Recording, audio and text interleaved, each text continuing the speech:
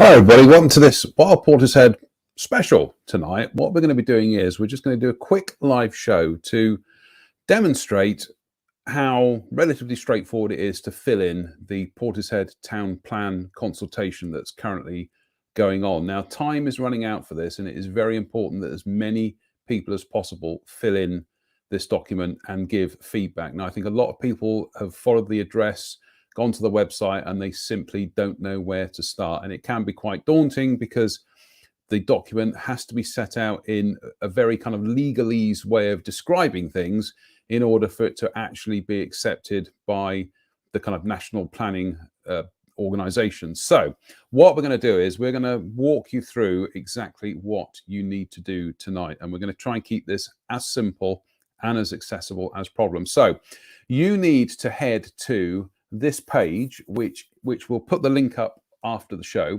and it is portisheadplanconsult.commonplace.is.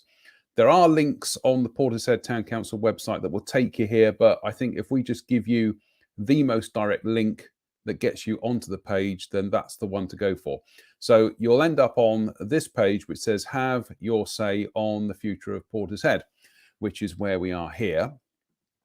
And if you scroll down, you will find there are 1, 2, 3, 4, 5, 6, 7, 8, 9, 10, 11 tiles, which you can click on.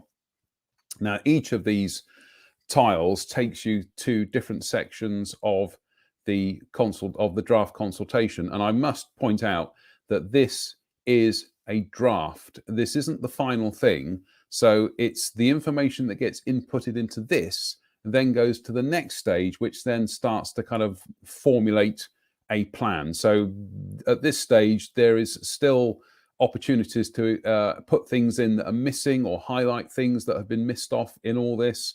So this is not the finished deal. This is a draft consultation. So if you have a look here, we have, of the 11 tiles we've got here, we have understanding planning for Portishead. We have the Portishead plan, visions and objectives. We have natural environment, which is obviously the one we're interested in. Built environment, you've got renewable energy, community facilities, housing, economy, transport, Portishead Town Centre, and the Wyndham Way study area.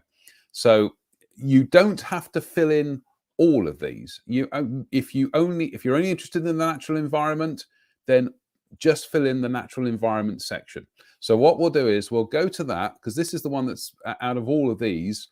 It's had one of the one of the ones that's had the most responses. And there's 141 on the plan vision, but these are the specific areas, and this is the one that's had the most responses. So if we could get this up into triple figures, we could push past the 100 mark for getting responses in this section. That would be brilliant. So there's the address on the screen there, portisheadplanconsult.commonplace.is, and we'll put the link up on the page.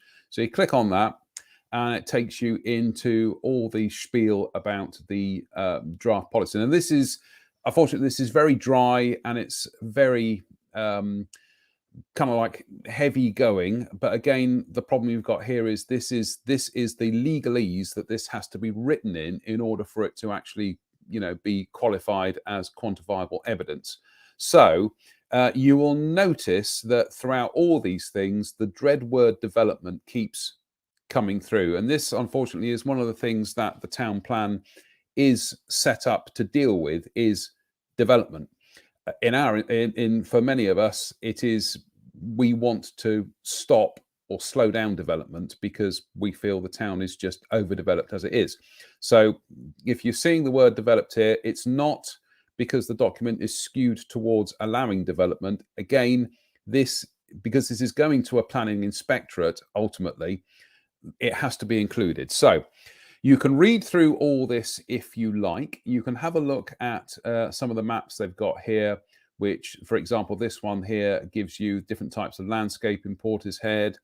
And this one here is the key, which is known as the key views, which are areas where the views have to be, literally the physical views have to be kept intact. And then you come down to a thing here, which you can click on, which says, what do you think of the draft policy Pen 1 landscape setting and views, which is that one up there, all that, if you want to read through it. And then you can click you support it, you don't support it, or you can click not sure. You can also then put in your own comments here with regard to all this. Now, the key thing here is that whether or not you support or you don't support or you're not sure, the most important thing is actually getting feedback on these documents. This is what is needed. So so in this instance, you can kind of like fill it in as to whether you feel it's relevant to what you feel or whatever. Then you can click on to the next section, and this is Portishead Blue and Green Infrastructure Baseline Report. Again, it's very dry because of the way this has to be worded for kind of for central government. And again, it is using that word development in there. And here we have the map here, which shows green and blue infrastructure network. So you're talking about, fields, woodland, and waterways, and it's got the Severn Estuary there. It is actually the Bristol Channel, and then we've got some areas here which are highlighted on here. Ancient woodland. Got to admit, ancient woodland, it has missed off Eastwood, has missed off Brackenwood there, but we've highlighted that to the council to say that does need to be included on this.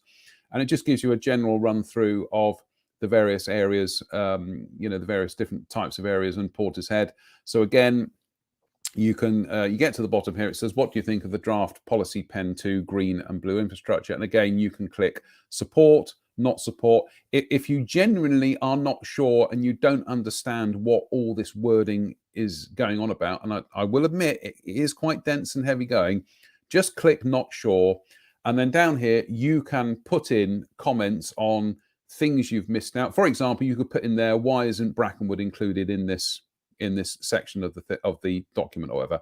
But the most important thing is click on something, click on not sure if you're not sure, and then fill in and give some feedback on this particular section. Like I say, we're not going to tell you what buttons to press, but we are going to tell you what is important, and that is feedback.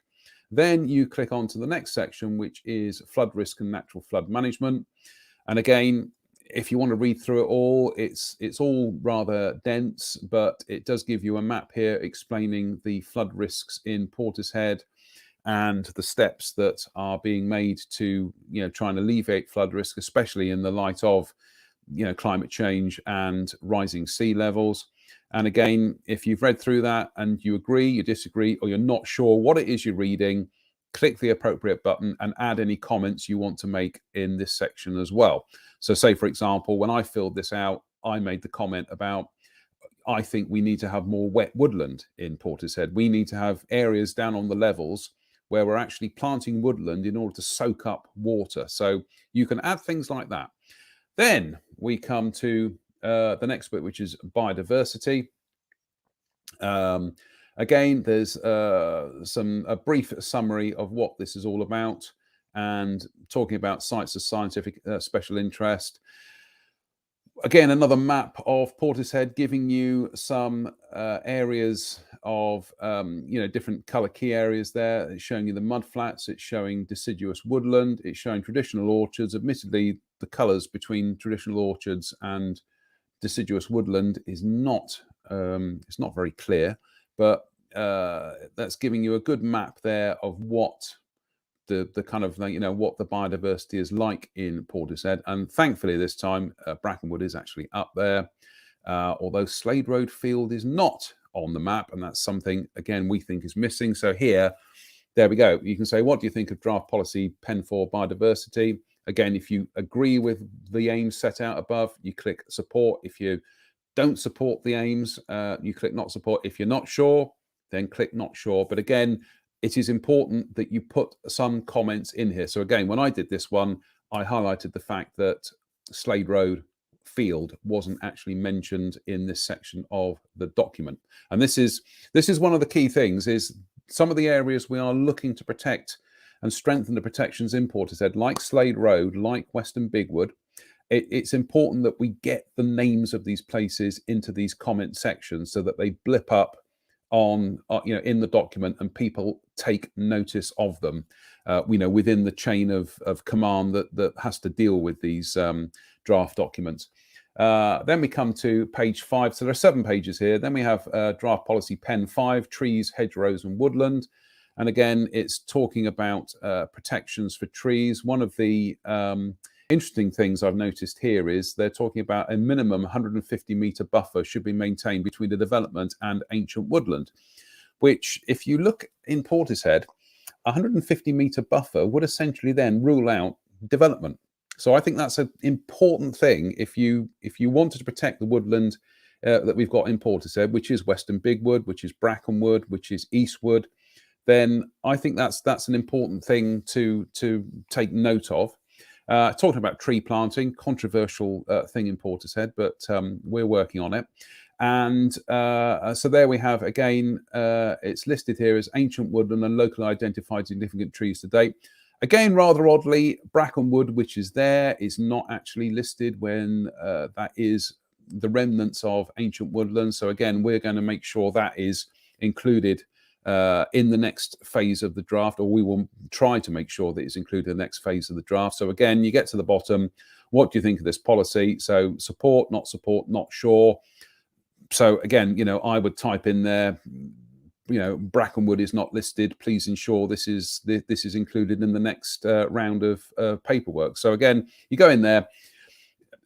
Even if, long story short, even if you don't want to wade through all the all the spiel and everything, you can just skip to the ends, click not sure if you're not genuinely not sure, and then just type in here the areas that you are concerned about. As I said, it is important that they get the feedback more than anything else. And then we come to number 6, which is designation of local green spaces. And again, this is talking about places that are for recreational youth and for physical and mental well-being. And here is a map which lists existing green spaces. It's got draft proposed local green spaces as part of the Portishead neighbourhood plan, and it has neighbourhood area boundary. I've got to admit, perhaps some of the colours could have been a bit different here because the blue and the green are very, very hard to distinguish. Interestingly enough, we do have LGS2 here, which is the little strip of land at Slade Road. And next to that is the field that we're trying to protect. So again, and you've got areas of Western Bigwood here. So again, have a read through that. Do you support? Do you not support? You're not sure. Click what you feel is appropriate. Leave some comments. Then at the bottom of this, are there any proposed local green spaces identified on the map above that are particularly special to you? So if there are, and like, for example, for me, Slade Road playing field, then I click on that, I highlight that. And it's interesting to note that they have actually included the playing field in this LGS2, even though the playing field is actually owned for the moment by North Somerset Council. And we've got other things here like the Sheepway Roundabout. So you can just go in there and fill your boots and click on all the things that you think are important to you and add any extra comments on here as well. Then finally, we get to page 7, which is other green spaces, which just follows on from the previous page, really, and talks about the possibility of development on things like playing fields. And it's all very, it's all stuff that obviously in this town we want to see as little of as possible. And it's putting forward the cases as to why these places should be protected. So these are the other green spaces in the town. I don't think there's going to be much development on the Saltmarsh open space on the seafront, but there we go. But we do have areas here like sports playing fields that are, kind of like open season for some developers, and we've got other little green areas around here as well. So again, you go onto this section, you say, what do you think of it? Do you support what is being done to try and, mitigate or keep in check development? Do you not support it, or are you not sure? And again, you can add your comments. So even if you just go through these 7 pages and you just click not sure, and then you add comments about things that are concerning for you in terms of the environment in Portishead, that is still essential feedback. That adds to the weight of evidence. And so, like I say, the more we can get people to go in here and fill this out, then the better. And like I say, if you haven't got the time or you're really not sure, about what all this means, you can just click not sure, but make sure you put comments in here, because that's the important bit. That's the meat and potatoes of all this. Then you just click on to the next bit, and that's just an email address. You send that off, and that's it. It then goes into part of the consultation. So it does look a little bit daunting, but actually when you strip it down to the fact that it's quite literally, clicking on a few buttons and adding your comments, it slims it down into something more manageable.